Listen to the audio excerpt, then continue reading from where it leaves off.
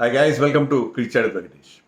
It was a well-planned victory for Gujarat Titans or Mumbai Indians in match number 9.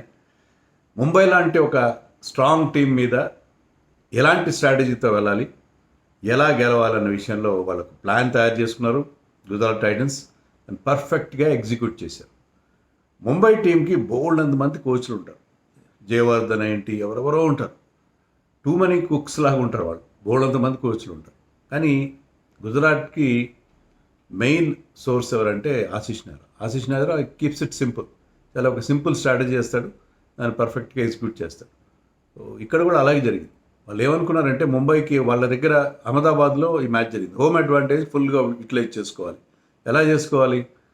అహ్మదాబాద్లో ఆ స్క్వేర్లో బోల్డ్ అన్ని strips ఉంటాయి. Pitches కొన్ని red soil, కొన్ని బ్లాక్ సాయిల్, కొన్ని రెడ్ అండ్ బ్లాక్ సాయిల్ మిక్స్వి అలా ఉంటాయి.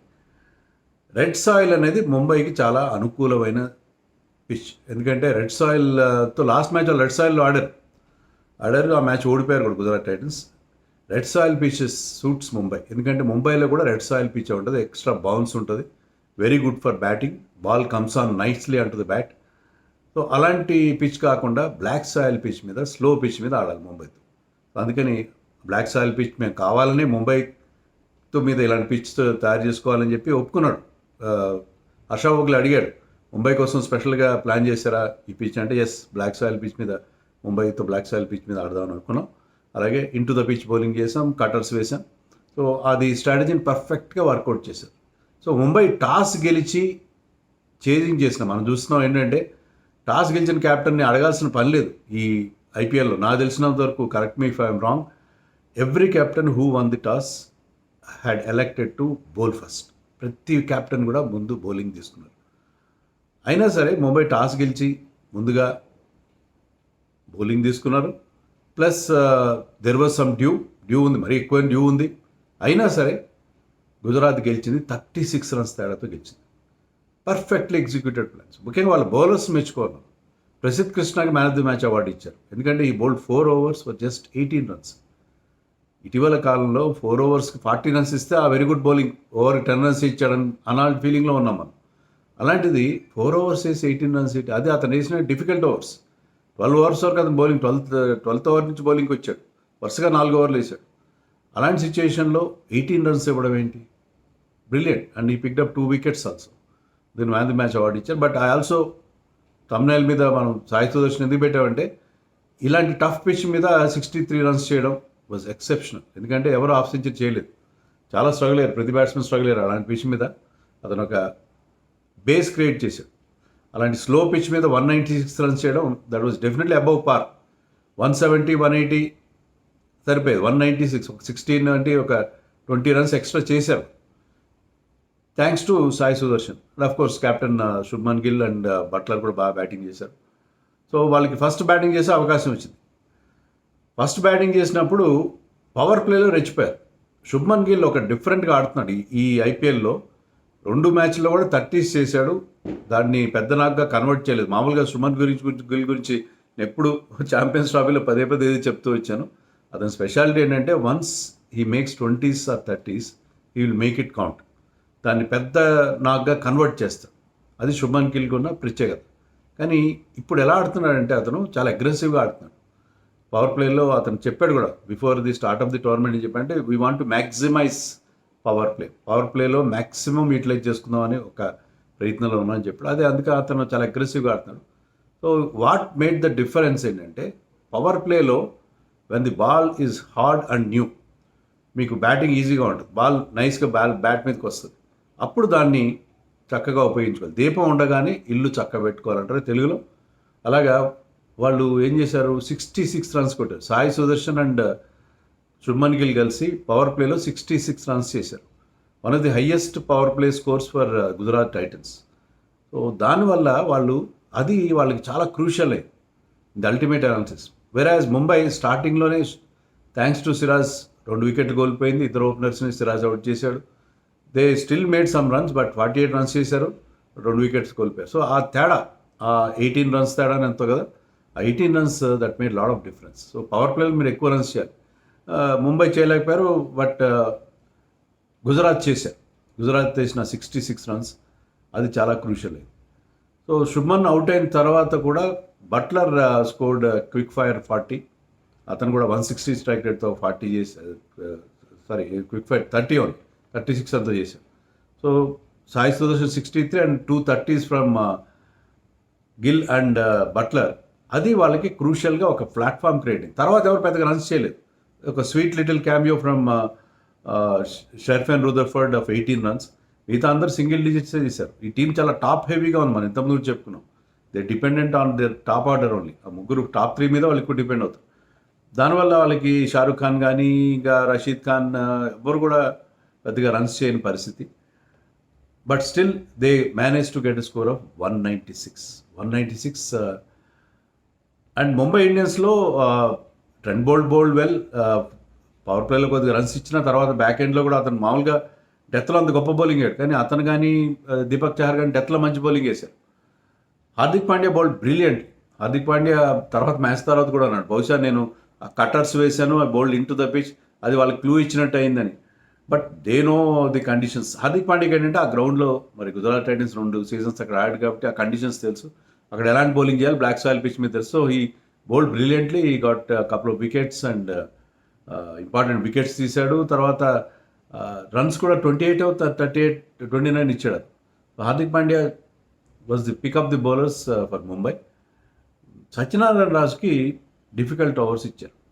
17th ఓవర్లో అతను 19 రన్స్ ఇచ్చాడు. 28th ఓవర్ ఇచ్చాడు, దాంట్లో ఒక 10 రన్స్ ఇచ్చాడు. ఒక వికెట్ వచ్చింది, కానీ అతను దగ్గర మంచి స్లోయర్ వన్స్ ఉన్నాయి.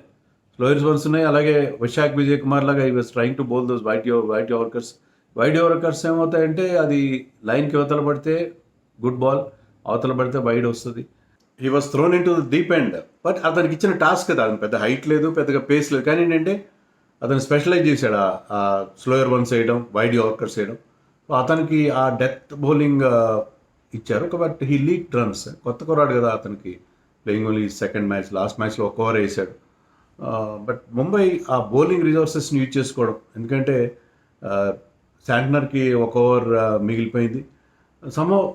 వాళ్ళు వాళ్ళ బౌలింగ్ రిసోర్సెస్ని ప్రాపర్గా యూటిలైజ్ చేసుకోలేదేమో అనిపించింది. మరి విఘ్నేష్ పొత్తూర్ని ఎందుకు ఆడించలేదో నాకైతే అర్థం కాలేదు. ఈ పిచ్ కాదు సూటబుల్గా ఆడంటున్నాడు ఏంటో. మొత్తం మీద Mumbai bowling was found wanting. ఫీల్డ్లో కూడా కాస్త గ్రౌండ్ ఫీల్డింగ్ కానీ క్యాచింగ్ కానీ ఇంప్రెసివ్గా లేదు. అండ్ హార్దిక్ పాండ్యా కూడా he acknowledged it in the post match.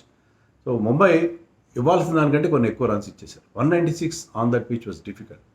And స్టార్టింగ్లో మరి రోహిత్ శర్మ వర్సెస్ సిరాజ్ గురించి రోహిత్ కొన్ని కామెంట్స్ చేశాడు, ఓల్డ్ బాల్తో సరిగ్గా వేయట్లేదు బౌలింగ్ అని చెప్పి. దానికి సిరాజ్ కూడా రిప్లై ఇచ్చాడు, ఓల్డ్ బాల్తో ఎందుకు బౌలింగ్ వేయట్లేదు, మంచి రన్స్ వికెట్స్ తీసాను కదా అని ఏదో సిరాజ్ కూడా అన్నాడు. బట్ వాట్ ఎవర్, సిరాజ్ ఒక కసి మీద ఉన్నాడు. 2 బౌండరీలు కొట్టాడు రోహిత్, లుక్డ్ గుడ్.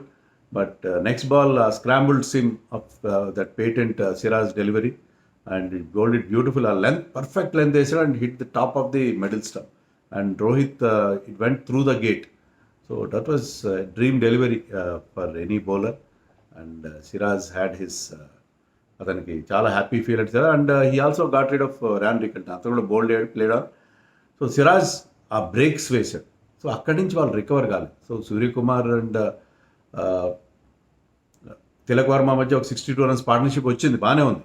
బట్ వాళ్ళు కూడా స్ట్రగుల్ అయ్యారు, అంత క్విక్గా రన్స్ చేయలేకపోయారు. విల్ జాక్సన్ వాళ్ళు డ్రాప్ చేసి మంచి పనే చేశారు. ఎందుకంటే Suryakumar, Tilak Varma should bat at 3 and 4. వాళ్ళు ఎవరు 3లో ఆడతారు, ఎవరు 4లో ఆడతారు, అది వాళ్ళకి రైట్ అప్రోచ్. బట్ వాళ్ళిద్దరు కలిసి పార్ట్నర్షిప్ అయితే వచ్చింది, కానీ తిలక్ వర్మ కూడా స్ట్రగుల్ అయ్యాడు. ఎందుకంటే పోను పిచ్ ఇంకా స్లో డౌన్ అవడం అనేది మనం చూసాం. తిలక్ వర్మ 108 స్ట్రైక్ రేట్, అతను ఒక 30 చేశాడు. అండ్ సూర్యకుమార్ బ్యాటెడ్ వెల్, 4 6లు మాత్రం కొట్టాడు, 4లు కొట్టలేదు. But 170 strike rate, but that was not enough. అది ఒక్కటే కాదు కదా అతను. సో హార్దిక్ పాండ్యా కానీ మిగతా ముంబై బ్యాట్స్మెన్ ఎవ్వరు కూడా they could not get going. ఒక స్టేజ్ వచ్చేసరికి ఏమనిపించిందంటే వికెట్స్ చేతిలో ఉన్నాయి ముంబైకి, కానీ they were unable to get going. Prasidh Krishna bowled beautiful. మనం అనుకున్నట్టుగానే అతను చూశాడు. లేట్గా అతనికి 12 ఓవర్ల తర్వాత బౌలింగ్ ఇచ్చారు. అయినా కూడా అతను ఏంటంటే ఈ was bowling in to the pitch, cutters వేయడం.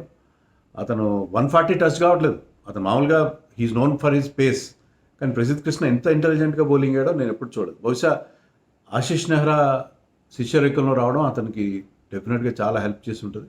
Is a tall bowler. ఇండియాకి ఎప్పుడు అవసరం టాల్ బౌలర్స్ ఎప్పుడు కూడా they have create some they will have their own impact. So Prasidh Krishna ఆ స్పెల్ చాలా క్రూషియల్ అయింది. అండ్ సిరాజ్ అప్ ఫ్రంట్లో సిరాజ్, బ్యాక్ ఎండ్లో ప్రసిద్ధ్ కృష్ణ.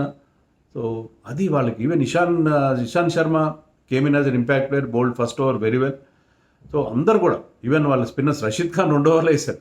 సో శుభ్మన్ గిల్ని అడిగాడు హర్ష భోగ్లే, రషీద్ ఖాన్ 2 ఓవర్లు మాత్రం వేయడం ఎప్పుడు చూడలేదంటే బహుశా ఇదే ఫస్ట్ టైం ఏమో అన్నాడు.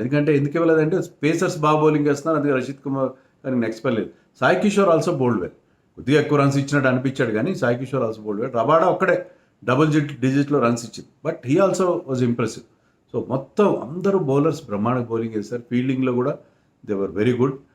Overall extremely professional display by Gujarat Titans. Mumbai లాంటి ఒక స్ట్రాంగ్ సైడ్ని విత్ లాడ్ ఆఫ్ ఇంటర్నేషనల్స్, ఒక 4 ఎంతమంది former and present international captains ఉన్న టీం అది, ఇంక్లూడింగ్ శాంట్నర్.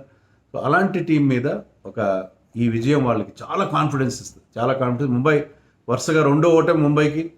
ఇది వాళ్ళు కొత్త ఇంకా స్లో స్టార్టర్స్ వాళ్ళు ఏంటంటే సూర్యకుమార్ ఒక సెమిలెన్స్ ఆఫ్ ఫామ్లోకి రావడం వాళ్ళకి కొంతవరకు happy. And Tilak Varma is steady, but Rohit Sharma form is ఒక బిగ్ వరీ. అడిగారు టాప్ ఆర్డర్ ప్రాబ్లం ఉందా అని చెప్పి, అదేం లేదు, ఇప్పుడు ఏం ప్రాబ్లం లేదు అన్నాడు హార్దిక్ పాండ్యా. కానీ ఓపెనర్స్ ఫామ్ ఖచ్చితంగా వాళ్ళకి వరీగా ఉంది. డౌన్ ద లైన్ వాళ్ళ బ్యాటింగ్ కూడా అంత స్ట్రాంగ్గా లేదేమో అనిపిస్తుంది. And Deepak Chahar and Trent Boult they are suppose to take wickets power play, but అది కూడా జరగట్లేదు. సో ముంబై కొన్ని సెట్ ఆఫ్ ప్రాబ్లమ్స్ ఉన్నాయి. బట్ 2 మ్యాచ్లు కూడా అవే మ్యాచ్లు ఆడారు వాళ్ళు, హోమ్లో డిఫరెంట్గా ఆడతారు. And they're always been slow starters, but they still have their strength. So we have to wait and see. But Gujarat ఈ మ్యాచ్లో మాత్రం ఫస్ట్ మ్యాచ్ ఓడిపోయిన తర్వాత they came back very very స్ట్రాంగ్లీ, and now they are looking very good.